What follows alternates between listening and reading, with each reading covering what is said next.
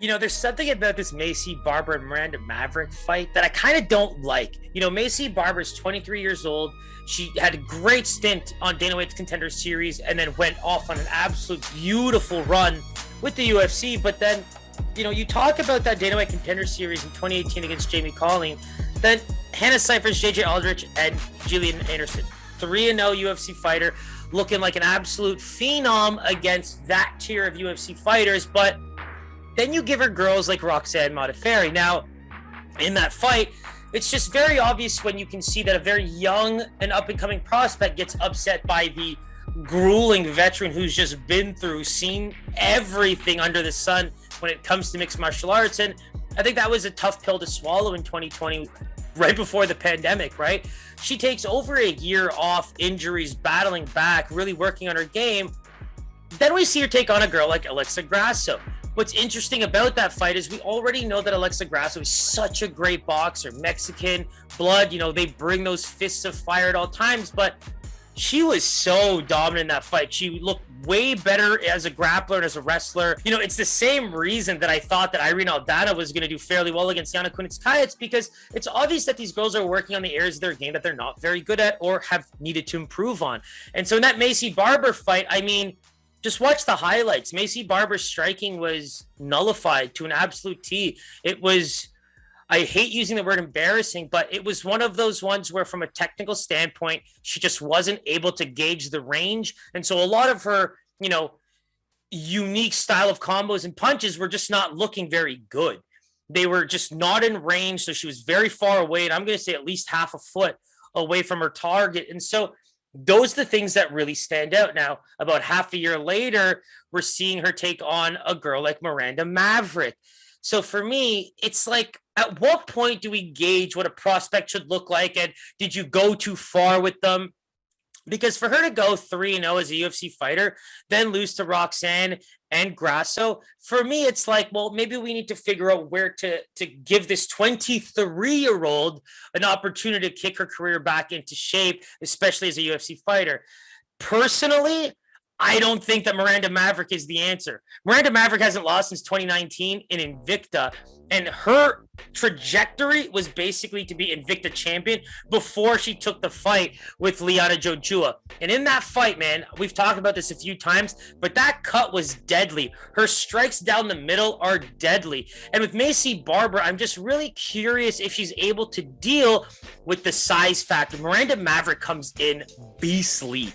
When she really weighs in, you can see how much of an athlete she truly is. And I think that's an area where, especially as a mixed martial artist, you're going to start to see that now. These very, very primed athletes ready to take this, MMA world by storm. And with Maycee Barber, I just found that in all the areas we thought she was good, going 4-0 after the Dana White Contender Series, 3-0 after the Dana White Contender Series, it's just so obvious that when she took on just a little bit higher of competition, unfortunately, it just wasn't flying. I just think that she very much came back down to earth. And so with a lot of adversity come out of, after the Roxanne Modafferi fight, you really saw her not live up to the expectations in that Alexa Grasso fight. She looked broken. My heart went out to her, but it was a tough fight. And for me, I think it's just an age factor. I think that we're rushing some of these early 20-year-olds into fights against women that are just, or men that are just so hungry and have been doing this for so long. And to have that fire, it's tough. And I think that right now we're seeing two of the best UFC prospects in this weight class go head-to-head again, similar to Yanez and Costa, where, to be honest, I think, I'm not going to call it a feeler, but, a veteran that's looking for a fight to reset their career or even take on, as a gatekeeper role for a bit. This would be the fight that I would look into. It's really tough to see Maycee Barber having immense success here, and I think it's going to be as an underdog. There's no way that she cannot be the underdog in this fight because Miranda Maverick has been just destroying the competition. She's a pretty good wrestler in the clinch, but primarily we're seeing her just use striking. I think her striking has looked so good, especially in the Jojua fight. And you talk about the Gillian Anderson fight right after, and I think that's one where you just have to give her a lot of credit, right?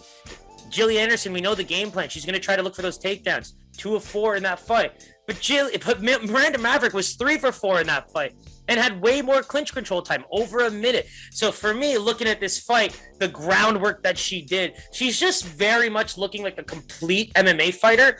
And to just add to that, the athleticism, the ability to really do anything in all the areas that are required of you as an MMA fighter, this is just a hard fight. If Miranda Maverick isn't a minus 200 favorite or in that minus 150, minus 200 range, I'd be very surprised. She's just done so much to earn her keep as a UFC fighter. And with Maycee Barber, it just seems to be the fighter that everybody wants to see do very well. And she keeps getting these hard fights to make it happen. But man, unless she's really able to throw in some big shots for her path to victory and work in some of the technical side of things, I think the strength factor is just null and void for her. It's going to be in Maverick's corner. And so for me, just a lot more technical, right? Don't rush in the way you did against Grasso. Grasso, being the boxer that she is, was able to read all of the strikes. Maybe she has more success in the striking game with Miranda, but it's going to come from distance, technical side, be quick. Miranda's going to be strong. She's going to be heavier. Attack the legs, slow her down, so you can be that quick little on your toes fighter, just filling her in, because if you're not getting that finish, Miranda's going to keep pushing. She's going to look for takedowns, and she's going to try to overpower you. And the best way to do that is get the legs away, attack the body, and really start to do some of your damage when, I mean, is there a chance that Maycee Barber gets this to the ground? I can't see it. I just think that Miranda really brings a lot of, strength, and just her center of gravity has looked pretty good in some of her past fights. And with a smaller fighter like Maycee Barber, I'm gonna honestly tell myself that even with the height advantage, Miranda just comes in thick and she looks the part as like that sturdy, big time bruiser that can do a lot of damage to some of these, quicker, fast moving fighters that can't get damage done in the early parts of the fight. So it's pretty clear where I stand with this fight. I would love to see Maycee Barber just really improve on the Alexa Grasso fight, win or lose. I'm all for the fighters to put on a great show. And so for me, it's just really improving on that fight. And it's going to start with the striking game to see how she can gauge range and start to push the pace of her own. Because outside of that, I'm really hoping that if she can avoid the takedowns and keep the fight standing, 80% takedown defense, right? That's going to be tested. I think Miranda Maverick, if she can't get this takedown, is going to have to fight a pretty grueling stand-up battle.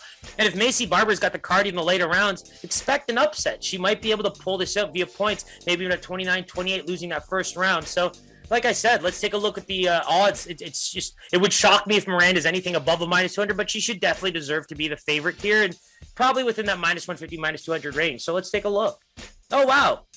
Yeah, pretty much smack dab in the middle of that. So in some areas, you've got Miranda Maverick as a minus 150, but she opened as a minus 163 with Maycee Barber coming as a plus 120. And, it seems pretty consistent across the board, with some people pushing that Miranda Maverick line back down to minus 130, with Maycee Barber getting a plus 110 line.